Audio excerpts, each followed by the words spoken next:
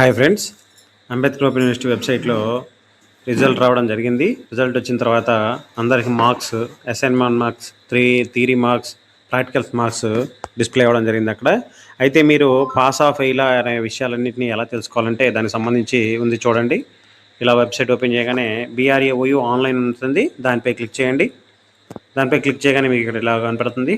ఇలా కనిపించగానే చివరికి వచ్చేసరికి download student profile using OTP అని ఉంటుంది, దానిపై క్లిక్ చేయండి. క్లిక్ చేయగానే మీకు ఇలా వస్తుంది. పైదేమో డిగ్రీ వాళ్ళకి, కింద వచ్చేసరికి PG సెక్షన్, కింద క్లిక్ చేయండి. ఇలా చేయగానే ఇలా మీకు వస్తుంది.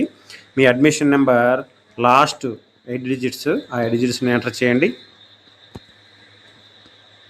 ఇలా మీ రిజిస్టర్ మొబైల్ నెంబర్కి OTP వస్తుంది. ఆ OTPని ఎంటర్ చేసి సబ్మిట్ చేయండి. మీ డీటెయిల్స్ అనేవి డిస్ప్లే అవుతాయి.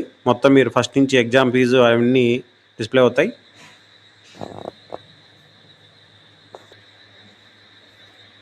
ఇలా మీ యొక్క డీటెయిల్స్ అనేవి మొత్తం డిస్ప్లే అవుతాయి.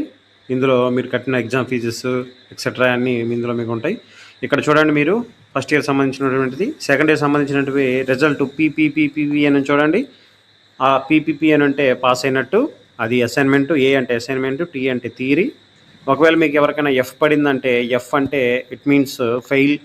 మీరు రివాల్యుయేషన్ అనేది పెట్టుకోవచ్చు. దానికి సంబంధించి కూడా మీకు నేను రివాల్యుయేషన్ ఎలా పెట్టుకోవాలనేటువంటి డీటెయిల్స్ అన్నీ మీకు చెప్తాను నేను. మీరు ఇలా రాగానే ఇలా వచ్చిన దాన్ని దీన్ని మీరు ప్రింట్ తీసుకోండి.